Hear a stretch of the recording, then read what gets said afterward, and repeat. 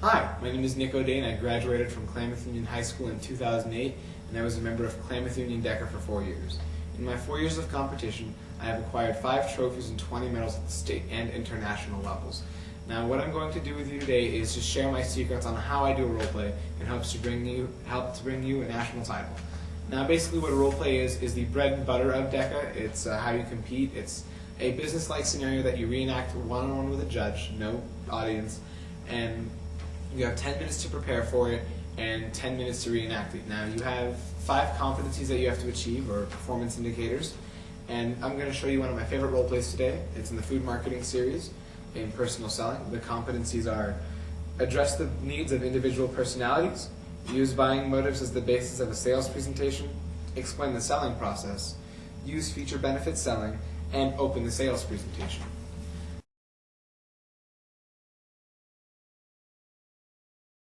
Now I'm going to read you the event situation and give you a brief background about what this roleplay is about. You are to assume the role of a produce associate for a grocery store. The produce manager or judge wants your sales ideas for a promotional product that is being offered by a local distributor. Vivian's Vegetables is the produce supplier for your store. Vivian's is offering an excellent deal on a kitchen tool called Sammy's Salsa Maker. A person can put tomatoes, onions, fresh cilantro, corn, different peppers, and any other desired ingredients into the container, add the top with a cutting blade inside, crank the handle, and instantly have homemade salsa. If stores commit to having one of the store's salespeople demonstrate the salsa maker, Vivian's Vegetables is offering the product to the store for $5 each with a retail price of $20. Vivian's records show that the stores offering the product have a long-term overall increase in the sale of produce. Your manager or judge liked the product and wants to offer it to your customers for 2 weeks. Your manager or judge has asked you for help in developing a sales presentation to use in the produce section for promoting sales of the salsa maker and the produce. You are to present your ideas to the manager or judge in a role play that will take place in the store's produce department. The produce manager will begin the role play by greeting you and asking for your ideas on a presentation. When appropriate, the produce manager will conclude the role play by thanking you for your ideas. Now for the actual competing and prepping for the role play. When going into competition and you're about to start a role play, make sure that you look over that you're in the correct event. It has happened that you're in the incorrect one to me personally, and what instructional area you're in.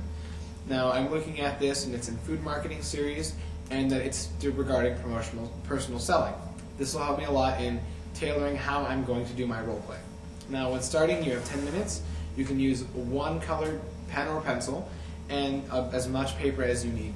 Now when I start the role play, I like to write down all the competencies and leave a little bit of space in between each one so I can add notes to myself regarding those competencies in hopes that they would help me along the way. Now, you don't have to write these word for word or letter for letter. If you have a shorthand on how you can write these competencies down, that always helps. That's what I always did.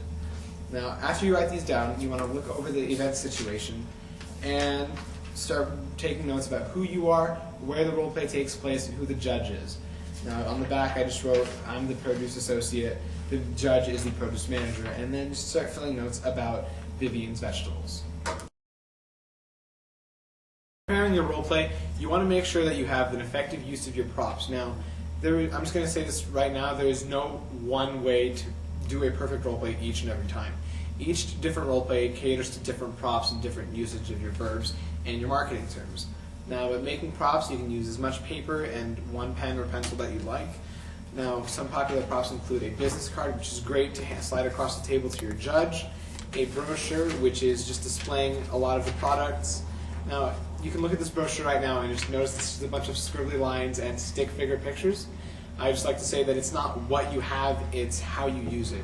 Now, the judge is not concerned about how many words are on this page. They are aware that you only have 10 minutes to prepare, so it's just saying what you have and acting like what you have is already there. Or another example is just pictures of advertisements. Here's what a billboard would look like, or a newspaper ad with a quarter page taken out for it. My favorite prop to use, and I've been using this since my sophomore year, is a PowerPoint presentation. This requires just folding over a paper in half and using a doggy ear so it stands up. This is the most effective way, in my opinion, to demonstrate every competency and your plan for the role play. Now, for this role play, these props were made in advance, and I'm just going to go over them and what I did for each slide in PowerPoint. Now, I like to number each slide, so it's numbered so that 1, 2, so on and so forth, so that in the role play they're not in the incorrect order. This has happened to me, and it does cost 2 points. Now, in the opening one, like any PowerPoint, it says Sammy Salsa Maker, and just blandly it says good presentation.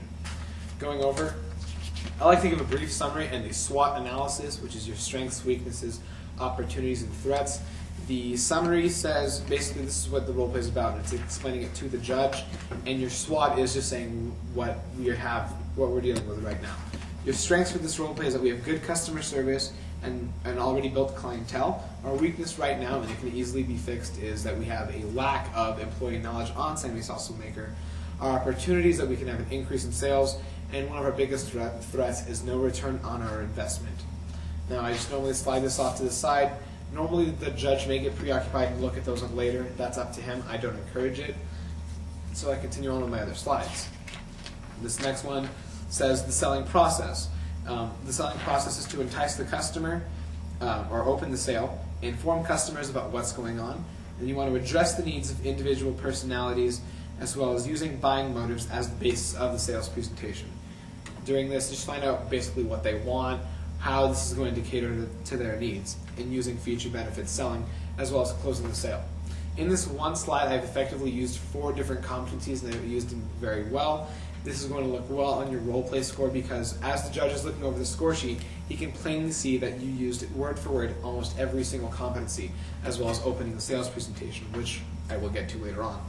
Now, I like to close with the same 2 slides every role play if I'm doing a PowerPoint, and it's projected sales, the first one is, and it's saying this is where we're at now. This is taking into consideration the cost of the product, and over the 2-week time span in which we'll have this, we'll see an increase in sales. Now I break down the costs for them because it's mentioned to me. It's $5 for the cost of the product, and when you include labor and overhead cost, you're going to have over a 40% profit margin on the Sammy Salsa Maker. Now, you don't have to always know what everything costs. I personally don't know how much labor overhead cost is at this grocery store, so you don't have to be too specific. If you throw out percentages instead of dollar figures, it helps you in your favor. Now, the final slide I like to close with is asking if the judge has any questions. Now, this is a very smooth transition into when the judge has to ask you questions because every judge is required to do so in a role play. Now, they may ask you questions that you've already been addressing, but it helps to reiterate and say, well, as I said earlier, I would just like to say that, and then continue with your answer. Now, after that, the judge will thank you for your time, and then you can finish the role play and leave.